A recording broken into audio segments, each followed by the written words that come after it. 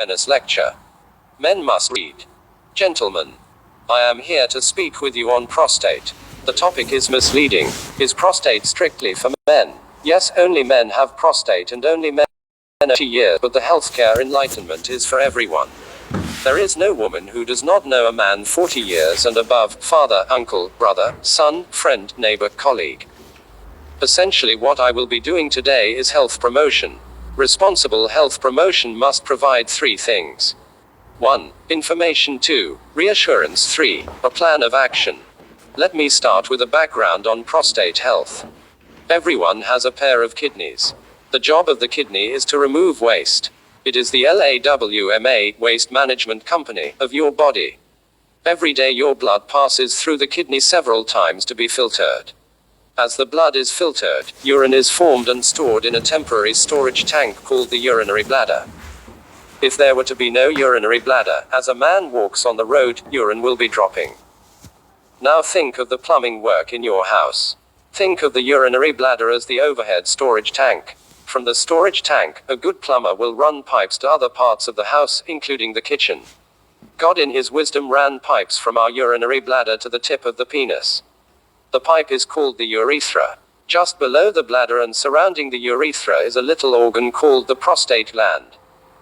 The prostate gland is the size of a walnut and weighs about 20 grams. Its job is to make the seminal fluid, which is stored in the seminal vesicle. During sexual intercourse, seminal fluid comes down the urethra and mixes with the sperms produced in the testicles to form the semen. So semen technically is not sperm. It is sperm plus seminal fluid. The seminal fluid lubricates the sperm. After age 40, for reasons that may be hormonal, the prostate gland begins to enlarge.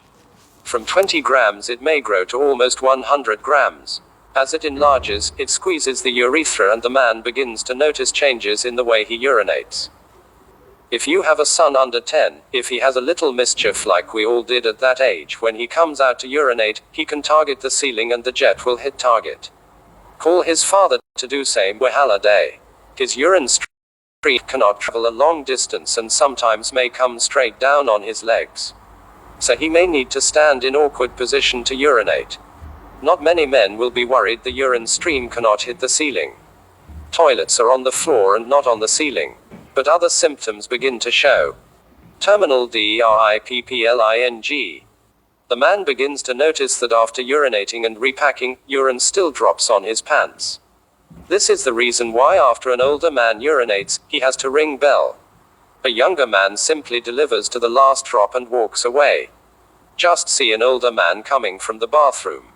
Sometimes he may clutch the newspaper closely to hide the urine stains, particularly on plain colored trousers. HESISTANCY. At this point you wait longer for the urine flow to start. There are two valves that must open for you to urinate, the internal and external sphincters. Both open, but because of obstructions, it's longer for the flow to start. Incomplete emptying. You have this feeling immediately after urinating that there is still something left. As all these things happen, the bladder begins to work harder to compensate for the obstruction in the urethra. The frequency of urination goes up. Urgency sets in. Sometimes you have to practically run into the toilet. Nocturia also becomes common. You wake up more than 2 times at night to urinate. Your wife begins to complain. Men being men may not talk to anyone even at this point. Then the more serious complications start. Stored urine gets infected and there may be burning sensation when urinating. Stored urine forms crystals. Crystals come together to form stone either in the bladder or in the kidney. Stones may block the urethra. Chronic urinary retention sets in. The bladder stores more and more urine. The size of the bladder is 40-60 centiliters. A bottle of Coke is 50 centiliters. As the bladder stores more urine, it can enlarge up to 300 centiliters. An overfilled bladder may leak, and this leads to wetting, urinary incontinence. Also, the volume may put pressure on the kidney and may lead to kidney damage. What may likely bring the man to hospital is acute urinary retention. He wakes up one day and he is not able to pass urine. Everything I have described above is associated with prostate enlargement, technically called benign prostate hyperplasia. There are other diseases of the prostate like 1. Prostatitis, inflammation of the prostate. 2. Prostate cancer, cancer of the prostate. This discussion is on prostate enlargement. I have bad news and good news. The bad news is that every man will have prostate enlargement if he lives long enough. The good news is that there are lifestyle changes that can help the man after 40 to maintain optimum prostate health. Nutrition. Look at what you eat. 33% of all cancers, according to the US National Cancer Institute, is related to what we eat. Red meat every day triples your chances of prostate disease. Milk every day doubles your risk. Not taking fruits, vegetables daily quadruples your risk. Tomatoes are very good for men. If that is the only thing your wife can present in the evening, eat it with joy. It has loads of lycopene. Lycopene is the most potent natural antioxidant. Foods that are rich in zinc are also good for men. We recommend pumpkin seeds, ugbogalu. Zinc is about the most essential element for male sexuality and fertility. Men need more zinc than women. Every time a man ejaculates, he loses 15 milligrams of zinc. Zinc is also important for alcohol metabolism. Your liver needs zinc to metabolize alcohol. Alcohol consumption.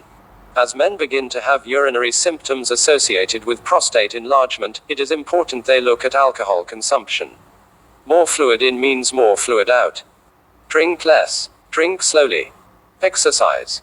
Exercise helps build the muscle tone. Every man should exercise. Men over 40 should avoid high-impact exercise like jogging. It puts pressure on the knees. Cycling is bad news for the prostate. We recommend brisk walking. Sitting. When we sit, 2/3 of our weight rests on the pelvic bones. Men who sit longer are more prone to prostate symptoms. Do not sit for long hours. Walk around as often as you can. Sit on comfortable chairs. We recommend a divided saddle chair if you must sit long hours. Dressing. Men should avoid tight underwear. It impacts circulation around the groin and heats it up a bit.